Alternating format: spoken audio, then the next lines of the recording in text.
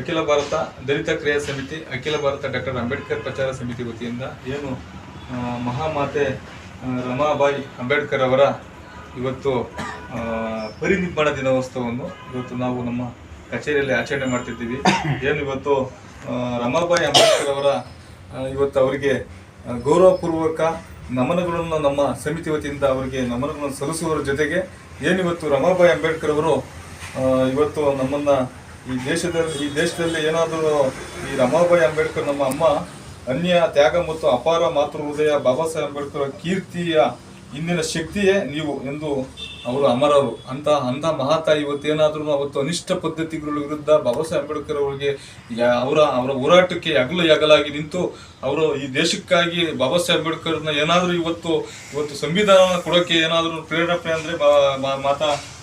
ಮಹಾಮಾತಾ ರಮಾಬಾಯಿ ಅಂಬೇಡ್ಕರ್ ಅವರು ಅಂತ ಮಹಾಮಾತಾ ರಮಾಬಾಯಿ ಅಂಬೇಡ್ಕರ್ ಅವ್ರನ್ನ ಈ ದಿನ ನಾವೆಲ್ಲ ಅವ್ರಿಗೆ ಈ ದಿನ ನೆನೆಸ್ಕೊಳ್ಳೋದ್ರ ಮೂಲಕ ಅವರ ತತ್ವ ಆದರ್ಶಗಳನ್ನು ಪ್ರತಿಯೊಬ್ಬರು ಅಳವಡಿಸ್ಕೊಳ್ಬೇಕಾಗುತ್ತೆ. ಅವರ ಮಾರ್ಗದರ್ಶನದಲ್ಲಿ ಇಡೀ ಇವತ್ತು ಒಂದು ಹೆಣ್ಣು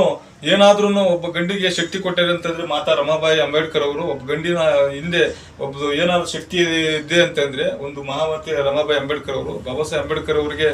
ರಾತ್ರಿ ಹಗಲನ್ನದಲ್ಲೇ ಜೊತೆಯಲ್ಲಿ ಅವರಿಗೆ ಅವರ ಹೆಗಲಿಗೆ ಹೆಗಲು ಕೊಟ್ಟು ಅವ್ರನ್ನ ಒಂದು ಕೀರ್ತಿ ಇವತ್ತು ಭಾರತ ದೇಶಕ್ಕೆ ತಂದುಕೊಟ್ಟಂತ ಮಹಾಮಾತೆ ಇಂದ ಮಹಾಮಾತೆ ದಿನವನ್ನು ನಾವು ಇವತ್ತು ಅವರ ಪರಿನಿಬ್ಬಣ ದಿನವನ್ನು ನಾವು ಇವತ್ತು ಪ್ರತಿಯೊಬ್ಬರು ಈ ಮನೆಯಲ್ಲೂ ಆಚರಣೆ ಮಾಡಬೇಕಾಗುತ್ತೆ. ಏಕೆಂತಂದ್ರೆ ಇವತ್ತೇನಾದ್ರೂ ಬಾಬಾ ಸಾಹೇಬ್ ಅಂಬೇಡ್ಕರ್ ಇವತ್ತು ಈ ದೇಶದಲ್ಲಿ ಇವತ್ತೇನಾದ್ರೂ ಇವತ್ತು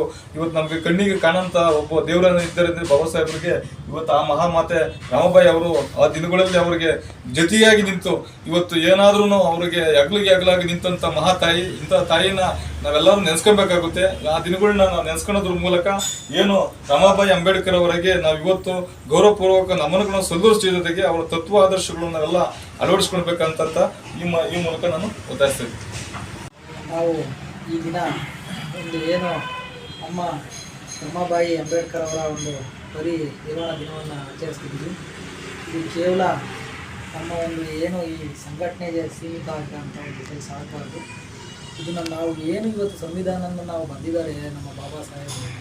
ನಮ್ಮ ಅಲ್ಪಸಂಖ್ಯಾತರಿಗೆ ಇಲ್ಲ ದಲಿತರಿಗೆ ಮತ್ತು ಬೇರೆ ಎಲ್ಲ ಜಾತಿ ಜನಾಂಗಗಳಿಗೆ ಒಬ್ಬರಿಗೆ ಅಂತಲೇ ಬರೆದಿಲ್ಲ, ಇಡೀ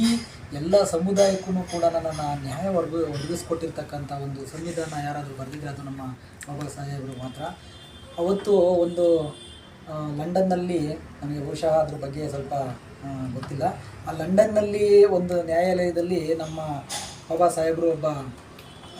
ನಿರಪರಾಧಿ ಪರವಾಗಿ ವಾದವನ್ನು ಮಾಡ್ತಾ ಇರ್ತಾರೆ. ಆಗಿನ ಒಂದು ಸಿಚುವೇಷನ್ನಲ್ಲಿ ಅಮ್ಮ ರಮಾಬಾಯಿ ಅವರು ಲೆಕ್ಕ ಬರೀತಾರೆ ಅವರಿಗೆ, ನಿಮ್ಮ ಮಗು ತೀರ್ಕೊಂಡು ಹೋಗಿದ್ದಾರೆ, ಹಾಗಾಗಿ ನಾವು ನಿಮಗೆ ನಾನು ತಿಳಿಸ್ಬೇಕಾಗಿದೆ, ದಯಮಾಡಿ ಬರ್ತಿರೋ ಇಲ್ಲೋ ನೀವು ಒಂದು ವಿವೇಚನೆಗೆ ಬಿಟ್ಟಿದ್ದು ಹಾಗೆ ಬರಬೇಕು ಅಂತ ಒಂದು ಬರೆದಿರ್ತಾರೆ ಅಂತ ಕಾಣ್ತದೆ. ಆಗಿನ ಕ್ಷಣದಲ್ಲಿ ಅವರು ಆ ಒಂದು ಲೆಟರ್ನ ಜಡ್ಜ್ ಮುಂದೆ ಆರ್ಗ್ಯುಮೆಂಟ್ ಮಾಡಬೇಕಾದ್ರೆ ಓದಿ ಜೋಬಿಗೆ ಇಟ್ಕೊತಾರೆ. ತದನಂತರ ಎಲ್ಲ ಆದ ಮೇಲೆ ಆಚೆ ಬಂದಾದಮೇಲೆ ಅವರು ಏನು ಈ ಒಂದು ಲೆಟ್ರ್ ಅಂತ ನೋಡಿದಾಗ ಅವ್ರು ಹೇಳ್ತಾರೆ,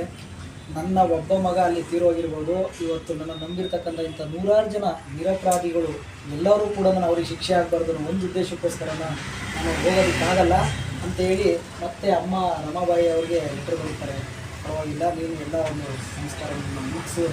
ಅಂಥ ಒಂದು ಸಿಚುವೇಷನಲ್ಲೂ ಕೂಡ ನಮ್ಮ ಬಾಬಾ ಸಾಹೇಬರಿಗೆ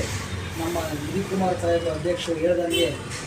ಹೆಗಲು ಕೊಟ್ಟು ಅಂಥ ಕಷ್ಟ ಪರಿಸ್ಥಿತಿನಲ್ಲೂ ಕೂಡ ನಾನು ಅವರಿಗೆ ಬೆನ್ನೆಲುಬಾಗಿ ನಿಂತಿರ್ತಕ್ಕಂಥ ಒಬ್ಬರು ಯಾರಾದ್ರೂ ಗಟ್ಟಿ ಒಂದು ಮನಸ್ಥಿತಿ ಉಳ್ಳಂಥ ಒಂದು ಅಮ್ಮ ಅಂತ ಅಂದರೆ ನಮ್ಮ ರಮಾಬಾಯಿ ಅಮ್ಮವರು. ಅದನ್ನು ನಾವು ಅವ್ರಿಗೆ ನಿಜವಾಗ್ಲೂ ಕೂಡ ನನ್ನನ್ನು ಈ ಒಂದು ನಮ್ಮ ಬಾಬಾ ಸಾಹೇಬರಿಗೆ ಅವರು ಧರ್ಮಪತ್ನಿಯಾಗಿ ಸಿಕ್ಕಿರ್ತಕ್ಕಂಥದ್ದು ಎಲ್ಲರ ಒಂದು ಹೆಮ್ಮೆ ಅಂತ ಹೇಳಿ ನಾನಾದರೂ ಭಾವಿಸ್ತಾ ನನಗೆ ಮಾತಾಡೋದಕ್ಕೆ ಎಲ್ಲ ಅವಕಾಶ ಎಲ್ಲರಿಗೂ ನನ್ನ